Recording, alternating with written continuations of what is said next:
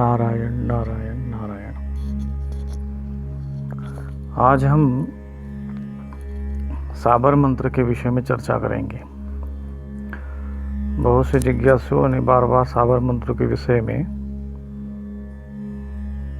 चर्चा करने के लिए कहा है, तो उस विषय में जो मेरा अपना अनुभव है और जो मैंने अध्ययन किया है उस आधार पर कुछ हम चर्चा करेंगे। तो साबर मंत्र का जो वर्णन शास्त्रों में आता है उसमें रामचरितमानस में साबर मंत्रों के बारे में एक कुछ छोटा सा वर्णन आता है कि कली विलो की जगत हित हर गिरजा, साबर मंत्र जाल जिन सिरजा, अनमिल आखर अर्थ न जापो, प्रकट प्रभाव महेश प्रताप। ये रामचरितमानस में इसका वर्णन आया हुआ है कि जब कली विलो की जगत हित हर गिरजा, माने कलयुग में जब लोगों को कष्ट में देखा तो भगवान शिव और पार्वती जी ने साबर मंत्रों के जाल की रचना की है, ऐसा कहा जाता है। अनमिल आखर अर्थ न जापो, इसका कोई अर्थ नहीं होता है। जैसे कि संस्कृत का मंत्र होता है तो उसका अर्थ होता है कि भाई इसका क्या अर्थ होगा, और बिना अर्थ के और भाव उसका जो भावार्थ जाने उस मंत्र का जब भी नहीं किया जाता है। वैदिक मंत्रों में भी यही, जैसे गायत्री मंत्र है तो उसका भावार्थ है, जब उसको भावार्थ को नहीं जानेंगे तो मंत्र का प्रभाव नहीं होता। परंतु साबर मंत्रों में ऐसा नहीं है। उसमें माना कि चूँकि वो ग्रामीण क्षेत्र के मंत्र होते हैं, ग्रामीण भाषा में होते हैं, तो कुछ अर्थ वगैरह निकलता है, लेकिन वो एक उटपटांग सा अर्थ ही होता है। तो इसलिए कहते हैं अनमिल आखर, और उसमें कोई वाक्य रचना व्याकरण आदि का कोई उसमें भाव नहीं होता है। अनमिल आखर अर्थ न जापो, उसका कोई अर्थ भी नहीं विशेष निकलता है मंत्रों का। अर्थ न जापो, उसका कोई जाप भी, और इसका जाप भी विशेष रूप से कोई नहीं करना पड़ता, बहुत बड़ी इसकी सिद्धि नहीं करनी पड़ती। अनमिल आखर अर्थ न जापो, प्रकट प्रभाव महेश प्रतापो। लेकिन इस मंत्र में इतनी शक्ति है जो कलयुग में किसी अन्य मंत्रों में दिखाई नहीं देती। आज मंत्र शास्त्र के जितने भी आपको चमत्कार दिखाई देते होंगे तो वो उनका संबंध साबर मंत्रों से ही होगा। जैसे साबर मंत्रों में इतनी शक्ति होती है कि हमारे क्षेत्र में भी हैं, लोग कढ़ाई बांध देते हैं, तो कढ़ाई बांधने का मंत्र होता है वो साबरी मंत्र से। जब कढ़ाई बांध देते हैं तो आप कितना भी उसको कढ़ाई को जो तेल होता है उसको गर्म करिए, कितनी भी आग लगाइए, उसमें पूड़ी नहीं तल सकती, चाहे कितना भी आग लगा दीजिए आप। तो इतनी शक्ति है मंत्रों में कि आप उसके द्वारा अग्नि को भी बांध सकते हैं। बहुत से लोग अग्नि को बांध देते हैं तो उस पर लोग चलते हैं तो पैर नहीं जलता है। तो अनंत और हजारों लाखों करोड़ों की संख्या में ये मंत्र हैं, बड़े चमत्कारिक मंत्र होते हैं। तो इस हिस्से में मैं जो अपना अनुभव है, जो मैंने अध्ययन किया है, उस आधार पे उसको मैंने 3 भागों में विभाजित करते हैं हम लोग। एक तो साबरी मंत्र वो होते हैं जो चिकित्सा के क्षेत्र में काम आते हैं। चरक संहिता में चिकित्सा की पद्धतियों का 3 भागों में विभाजन किया गया है। एक तो है युक्ति वपाश्रय चिकित्सा, एक है देवी वपाश्रय चिकित्सा, और तीसरी है सत्वावजय। तो इसमें जो देवी वपाश्रय चिकित्सा होती है उसमें मंत्र को औषधि बनाया जाता है। मंत्र है, रत्न है, तो इनके द्वारा चिकित्सा की जाती है मंत्रों के माध्यम से। ये देवी शक्तियों के माध्यम से जो चिकित्सा की जाती है उसको देवी वपाश्रय चिकित्सा कहते हैं। इसका वर्णन चरक संहिता में आया हुआ है। तो इन्हीं मंत्रों के माध्यम से, जो साबरी मंत्र होते हैं, इसके माध्यम से जैसे कोई सिर का दर्द हो, किसी शरीर में अंग का दर्द हो, दांत का दर्द हो, किसी को बिच्छू काट ले, सर्प काट ले, तो आँख में दर्द हो, तो जो कुछ ऐसे बड़ी बड़ी एलोपैथिक चिकित्सा, आयुर्वेदिक चिकित्सा से भी जो लाभ नहीं होता है वो इनसे हो जाता है। जैसे हमारे क्षेत्र में 2-3 ऐसे मंत्र के ज्ञाता हैं जो दांत का दर्द जैसे किसी को होता है, जब वो मंत्र पढ़ते हैं तो दांत में से ऑटोमेटिक कीड़े झड़कर उसके कागज़ पे गिरने लगते हैं। एक व्यक्ति है यहाँ पे, कोई अगर कोई से बर्रे वगैरह जो डंक मारता है तो उसको झाड़ दे तो तुरंत ठीक होता है। और हमने भी कुछ मंत्र सिद्ध करके रखे हैं तो उसके भी हम प्रयोग करते हैं तो लोगों को बड़ा लाभ होता है। जैसे बिच्छू को काटे तो 2 मिनट हम लोग 10 सेकंड 15 सेकंड में ही उसको हम लोग बिल्कुल बिच्छू का दर्द छू मंत्र हो जाता है। तो ऐसे जो मंत्र है, और मुझे लगभग मेरा अपना अध्ययन जो रहा है उसमें देखा है मैंने कि साबर मंत्रों में लगभग सभी रोगों की चिकित्सा का विधान है। इसीलिए यही सब पद्धति को देखते हुए मैंने मंत्र साधना और चिकित्सा पद्धति के चिकित्सा शिविर का मैंने एक स्वरूप तैयार किया था, परंतु चूँकि मेरी प्रकृति व्यावसायिक नहीं है इसलिए मैं उसको वो विस्तार नहीं दे पाया।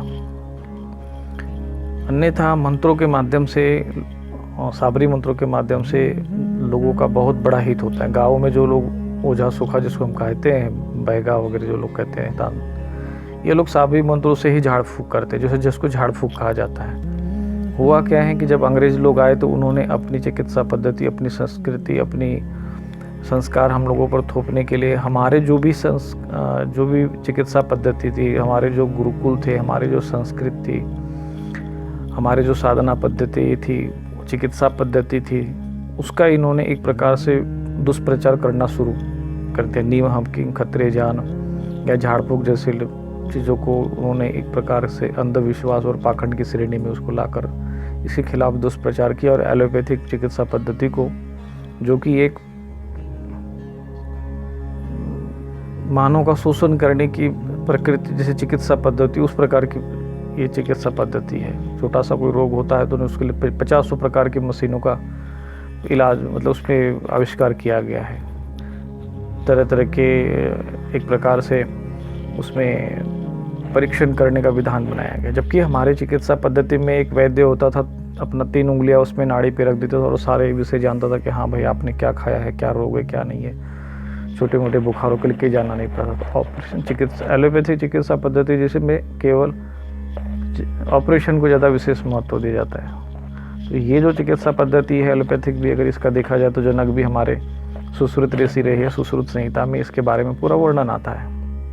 शल्य चिकित्सा जो है ये विशेष परिस्थिति में की जाती है, परंतु सामान्य परिस्थिति में तो छोटे मोटे, एक आपने देखा हो कभी भी पुरातन काल में जो वैद्य होते थे, कोई वैद्य कोई धनवान नहीं होता था। क्यों? क्योंकि वो अपना बस अपना जड़ी बूटी उठा के ठीक कर देता था। करोड़ों प्रकार की जो वनस्पतियाँ है, ऐसी कोई वनस्पति नहीं है जो औषधि नहीं है।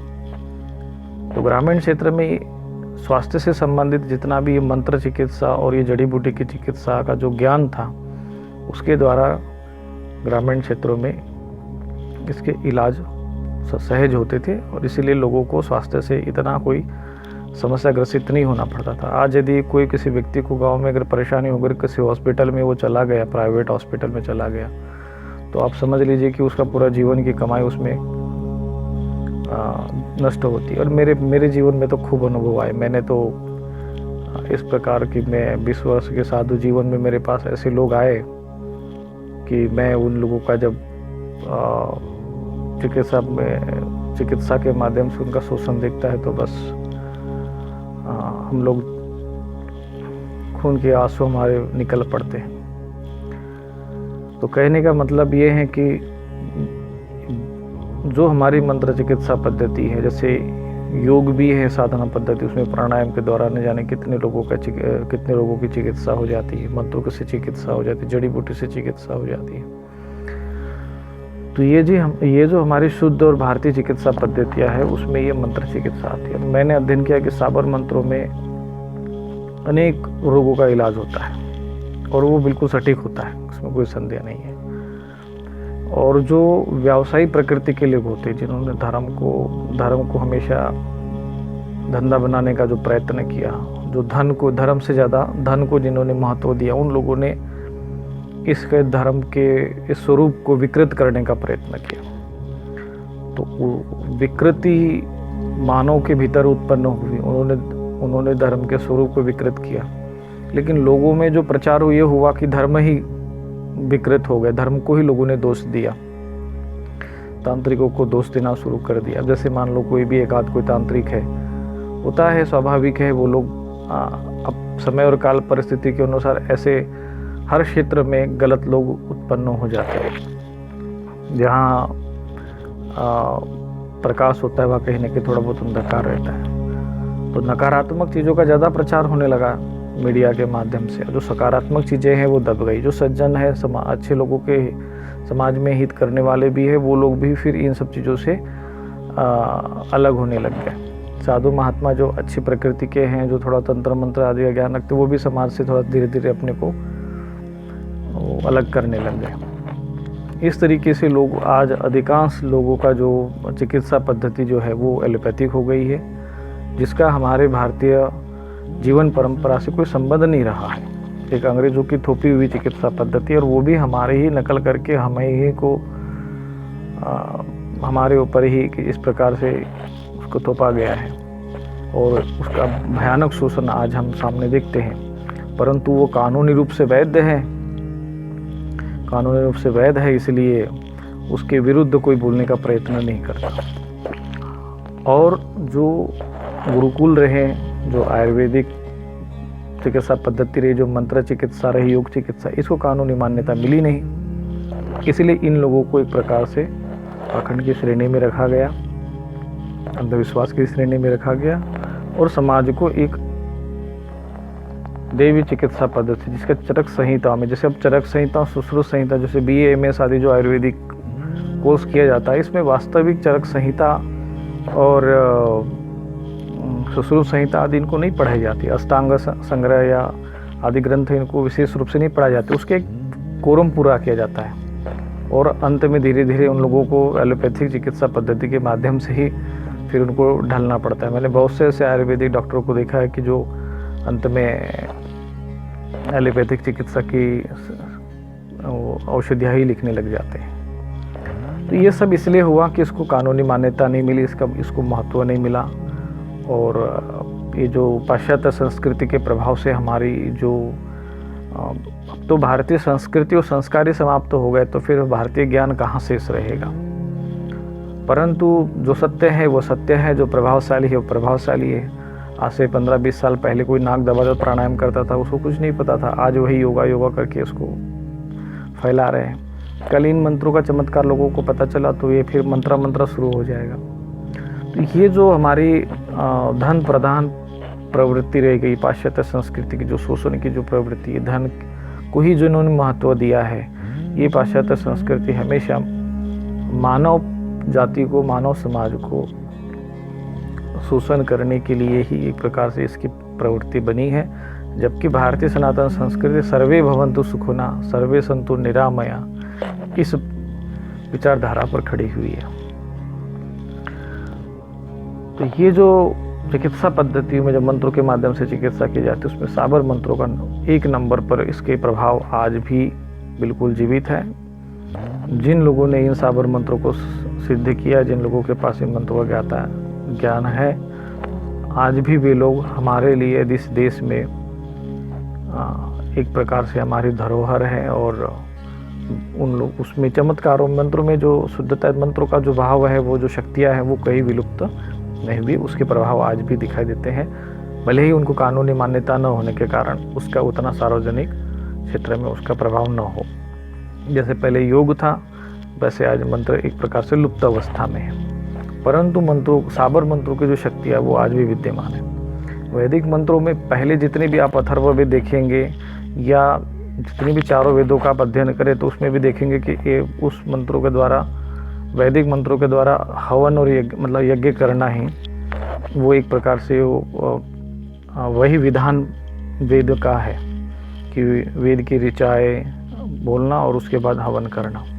अथर्ववेद में आप देखोगे तो पूरा चिकित्सा शास्त्र ही है, मान के चलिए। ऐसे ही जो उपवेदों में आयुर्वेद आता है, उसमें भी ऐसे विभिन्न प्रकार के मंत्रों का वर्णन आता है आयुर्वेद शास्त्रों में। इनके ये जो मंत्र है वो भी वैदिक काल में प्रयोग करते, परंतु वैदिक काल के जितने मंत्र होते थे उनका आधार छंद होता था, उसमें शुद्धता और पवित्रता और उस सबका ध्यान रखना पड़ता था, और वो इस युग में संभव नहीं, इसलिए वैदिक मंत्रों का वो प्रभाव नहीं रहा।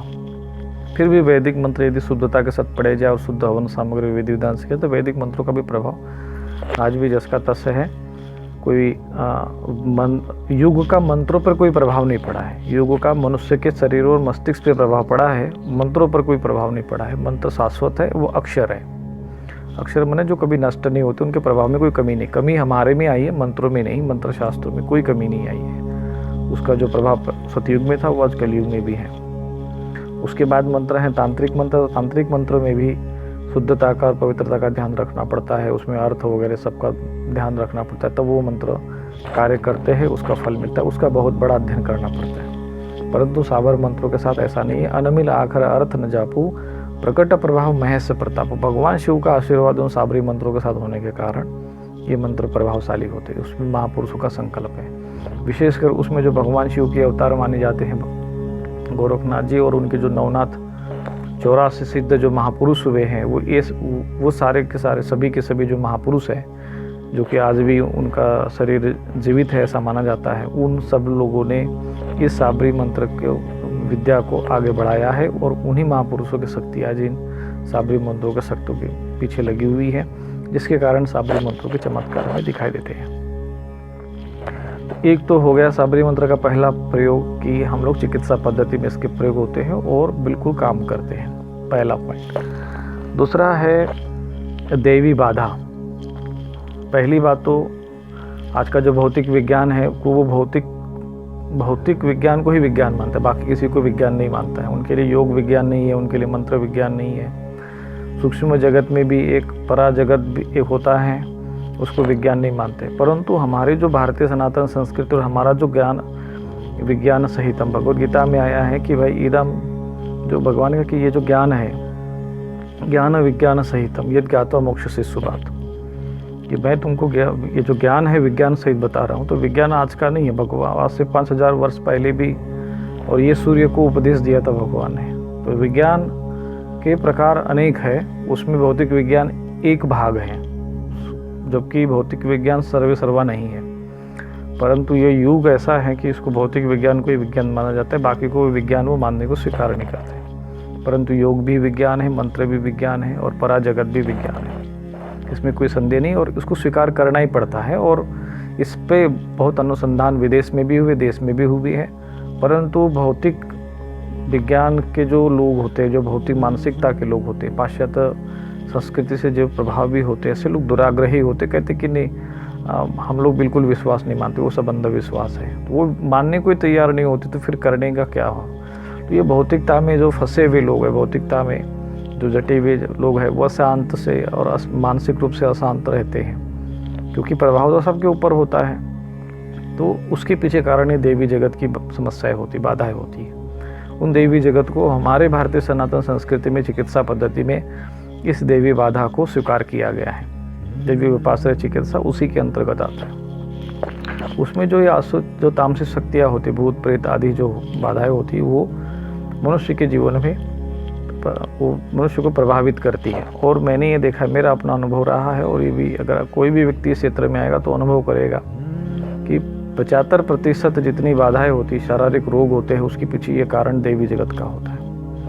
क्योंकि स्थूल शरीर का जो संचालन है वो सूक्ष्म शरीर करता है। जैसे मान लीजिए कि हमारा लैपटॉप कितना भी बढ़िया हो, कंप्यूटर हमारा बढ़िया हो, हार्डवेयर हमारे एकदम बिल्कुल क्लीन रहे, लेकिन इसी सॉफ्टवेयर अगर करप्ट हो गया, उसमें वायरस आ गया, तो वो हमारा कंप्यूटर बेकार है। तो इसी प्रकार से जब हमारे सूक्ष्म शरीर पर जो सूक्ष्म जगत की आत्मा होती है, वो स्थूल शरीर पे नहीं बल्कि सूक्ष्म शरीर पर प्रभावित करती है। और हमारा स्थूल शरीर भी सूक्ष्म शरीर से ही संचालित होता है। जब इस स्थूल शरीर से सूक्ष्म शरीर निकल जाए तो ये मृतक हो जाता है, बिल्कुल कोई हिला नहीं सकता, ये श्वास नहीं ले सकता। तो स्थूल जैसे कंप्यूटर के पीछे, हार्डवेयर के पीछे जैसे सॉफ्टवेयर होता है, ऐसे स्थूल शरीर के पीछे सूक्ष्म शरीर है। सूक्ष्म शरीर यदि स्वस्थ है तो ये शरीर स्वस्थ रहेगा, सूक्ष्म शरीर यदि अस्वस्थ होगा तो ये शरीर अस्वस्थ होगा। मन, विचार, बुद्धिया जैसे विचार का ही है। अगर मन में हमें भय का विचार आया तो हमारा शरीर कांपने लगता है, जबकि वो भली कल्पना हो, लेकिन एक विचार का हमारे शरीर पे पूरा एक एक अंग पे असर पड़ा कि नहीं पड़ा। तो एक भय का विचार आया तो उससे पूरे शरीर पे प्रभावित हुआ है। तो अर्थात ये जो सूक्ष्म रूप से जो मन बुद्धि पर जो प्रभाव आता है वो हमारे पूरे शरीर के अंगों को प्रभावित करता है। तो जो दैवी बाधाएं होती है वो सूक्ष्म शरीर को प्रभावित करती है, सूक्ष्म शरीर को रोगी बनाती है। जब सूक्ष्म शरीर रोगी हो जाता है तो वो स्थूल शरीर में रोग अपने आप होने लगते हैं। तो उन सूक्ष्म शरीर में जो बाधाएं उत्पन्न होती उसकी चिकित्सा पद्धति अभी तक किसी भौतिक वैज्ञानिक के पास नहीं, क्योंकि वो भौतिक धरातल पे ही उनका क्षेत्र है, सूक्ष्म जगत में भी उनका प्रवेश नहीं है। जो योग और प्राणायाम आदि करते हैं तो वो वास्तव में जो प्राणायाम वगैरह हैं वो क्रिया है वो सूक्ष्म शरीर की शुद्धि के लिए होती है। ऐसे ही जो मंत्र चिकित्सा होती है वो सूक्ष्म शरीर की शुद्धि के लिए होती है, सूक्ष्म शरीर को निरोगी बनाने के लिए। जिसका सूक्ष्म शरीर निरोग है उसका स्थूल शरीर भी निरोग है, वो 100 साल जी सकता है। योगी लोग क्या है, अभ्यास योग और साधना और मंत्रों की साधना आदि करते हैं तो उनका सूक्ष्म शरीर स्वस्थ रहता है। जो सूक्ष्म शरीर स्वस्थ रहता है तो इसलिए वो दीर्घायु होते हैं और निरोगी होते हैं। तो उस सूक्ष्म शरीर में जो बाधाएं उत्पन्न होती, तामसिक जगत से भूत प्रेत आदि बाधा, उसके लिए साबरी मंत्र से बेहतर इलाज इस पूरे ब्रह्मांड में कहीं नहीं है। आज के समय में मेरा अपना अनुभव करता है।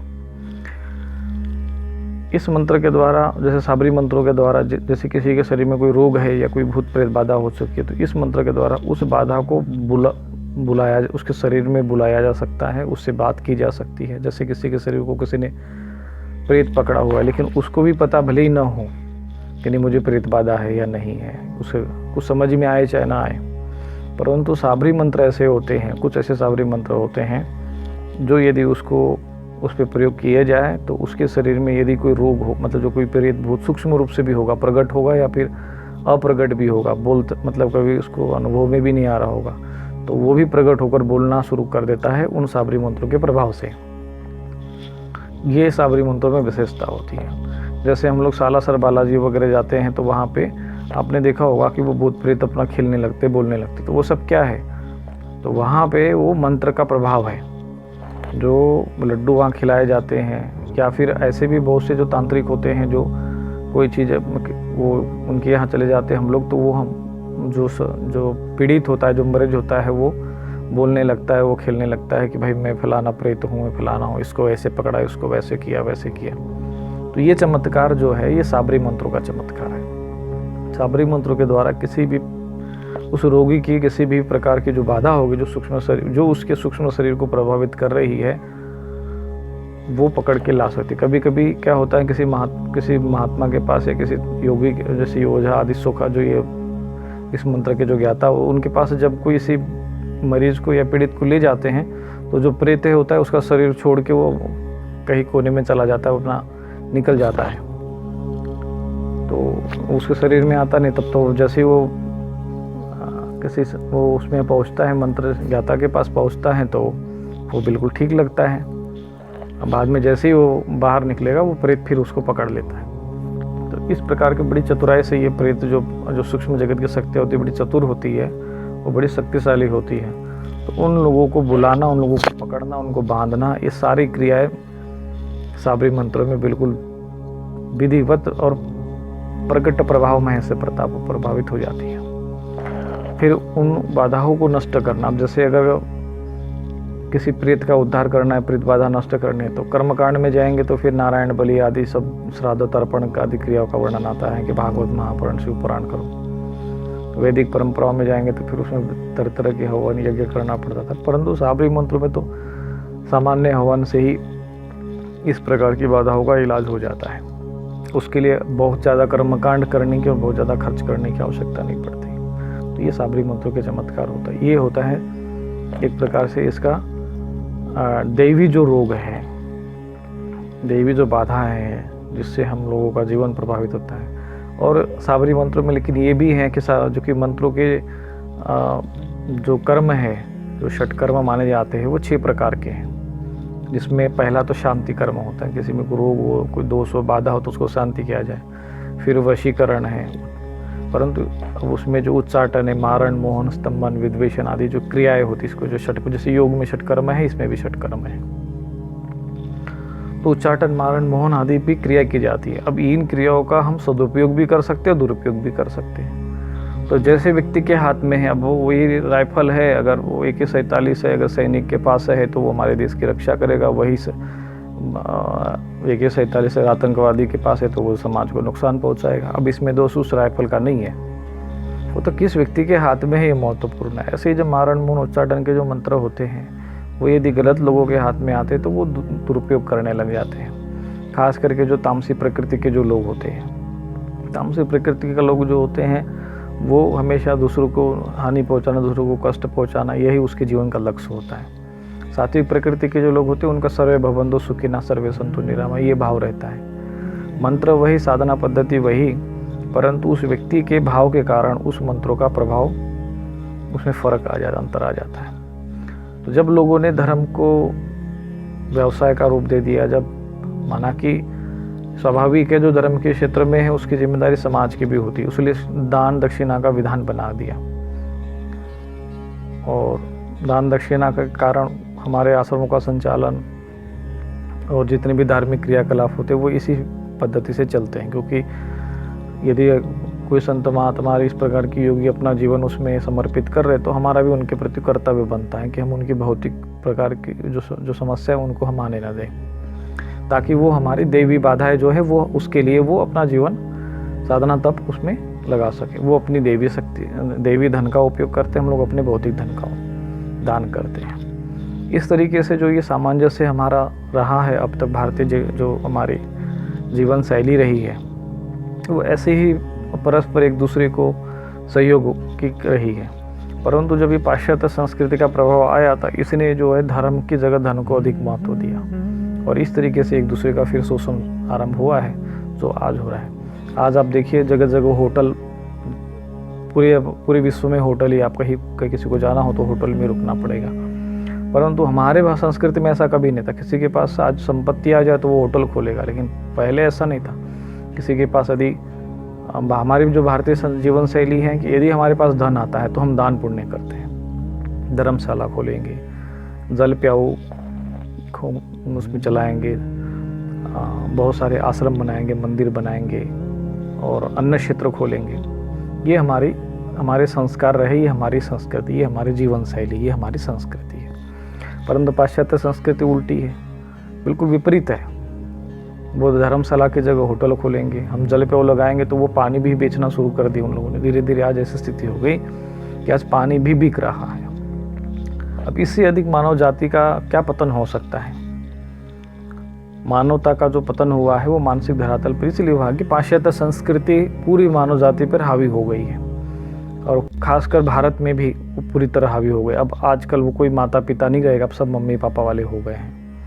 तो इस पाश्चात्य संस्कृति का दुष्प्रभाव तो हमको भोगना पड़ेगा ना, वो तो हम भोग ही रहे हैं, और आने वाले समय में भी हम लोग इसके दुष्परिणाम और अधिक भयानक रूप से भोगेंगे।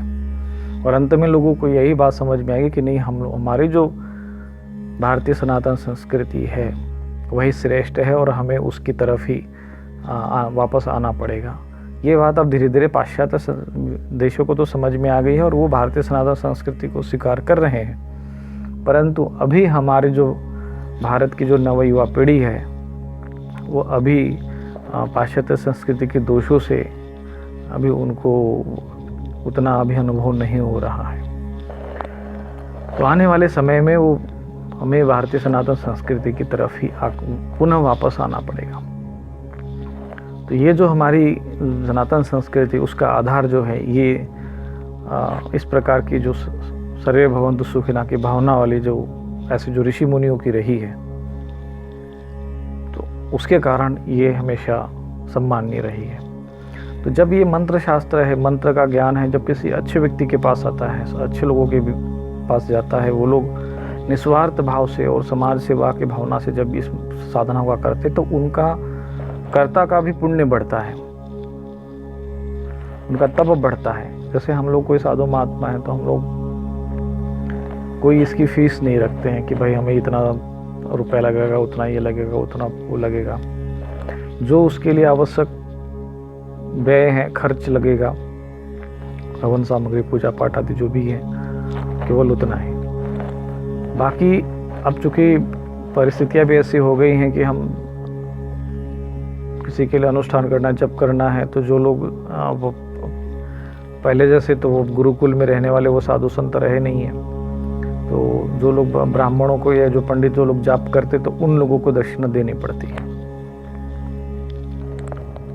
तो ये जो परंपरा आ गई है कि नहीं हमें वो निश्चित रूप से, तो ये तो एक दोष है, इसको तो हम भी स्वीकार करते हैं। परंतु अब परिस्थितियाँ ऐसी हो गई हैं कि इन परिस्थिति में एक जो परंपरा ही नष्ट हो गई है, तो उसमें एक दो साधु महात्मा उसमें क्या कर सकते हैं। फिर भी यथाशक्ति जितना भी हो सकेगा हम लोगों का ये प्रयत्न रहता है कि हम लोग सामने वाले व्यक्ति का जैसी परिस्थिति होती, जैसी उसकी आर्थिक स्थिति होती है, उसी को देखते हुए उसे हम लोग साधन उपाय बताते उसका समाधान करने का प्रयत्न करते हैं, ताकि सामने वाले व्यक्ति को किसी भी प्रकार की पीड़ा मन में न हो। तो ये जो देवी चिकित्सा है, ये जो मंत्र हैं, जब ये किसी अच्छे साधु संतों के बीच में, सज्जनों के बीच में आए और जो निस्वार्थ भाव से यदि इस मंत्रों का अध्ययन करे, इसकी साधना सीखे और समाज के हित में अगर इसका प्रयोग करे, इसको व्यावसायिक रूप न दे, तो ये मंत्र साधना, मंत्रों की शक्ति, मंत्र का प्रभाव ये पुनः समाज के सामने प्रकट हो सकता है और जन कल्याण हो सकता है। परंतु दुर्भाग्यवश युग चाहे कुछ भी कहिए, इसके लिए अब हम उसको कारण क्या है उसमें कारण में जाना नहीं चाहेंगे, परंतु दुर्भाग्यवश जो है आज 99% लोग जितने भी इस क्षेत्र में हैं, वो कुछ साधु महात्माओं को छोड़ दिया जाए, कुछ अच्छे गृहस्थों में भी कुछ साधकों को छोड़ दिया जाए, तो बाकी आपने देखा होगा कि फलाना वो बंगाली बाबा तो फलाना ये वो सब 2 मिनट में वशीकरण और मूढ़करणी कर देंगे। इस प्रकार के आप पोस्टर आपने कहीं देखते होंगे। और उसके लिए दोषी केवल वही लोग नहीं है, दोषी वो गृहस्थी लोग भी है जो लोग अपनी इच्छा और कामनाओं की पूर्ति गलत तरीके से करना चाहते हैं, तत्काल में चाहते हैं, और गलत कार्य करवाने के लिए हम लोग भी इस प्रकार के लोगों को खोजते हैं। तो हमारे मानसिक दूषण हुआ तो स्वाभाविक है। आप जब आपकी जो प्रकृति दूषित हो गई है, तो आपके साथ आपका जो संपर्क में जो लोग आएंगे वो भी दूषित मानसिकता के लोग आपके संपर्क में आएंगे, और इस तरह से एक दूसरे का शोषण होता है। दूसरा ये है कि कभी कभी अच्छे साधुओं के साथ भी हमने भी अपने जीवन में देखा है कि हमने लोगों का बहुत हित किया, और जिन लोगों का हित किया उन लोगों ने हमें इतना कष्ट पहुंचाया है कि हम उसको शब्दों में भी नहीं कह सकते हैं। तो कभी कभी हम लोगों का भी मन थोड़ा सा विरक्त हो जाता है। इसलिए मैं कभी भी दीक्षा देते समय, मंत्र देते समय, पहले शुरू में आरंभ में तो हमें ये सब चीज़ों का नए साधुता में रहे तो हमें ये चीज़ समझ में नहीं आई, परंतु अब जो है बहुत सावधानी बरतते हैं, और इसीलिए हम दीक्षा देने में हम बिल्कुल कोई जल्दबाजी नहीं करते। और ये सभी लोगों से ये भी कहते हैं कि किसी भी प्रकार के गुरु या शिष्य किसी को बनाना तो उसमें भी आपको जल्दबाजी मत करो, एक दूसरे को अच्छे से परखो, समझो, और अपने मन में भी किसी प्रकार का कोई छल कपट और भाव रखकर ऐसे साधु संतों के पास मत जाओ, क्योंकि तुम्हारे अगर ऐसे लोगों के साथ जो छल कपट करता है वो अपने पूरे वंश का नाश करता ही करता है, इसमें कोई संदेह नहीं है।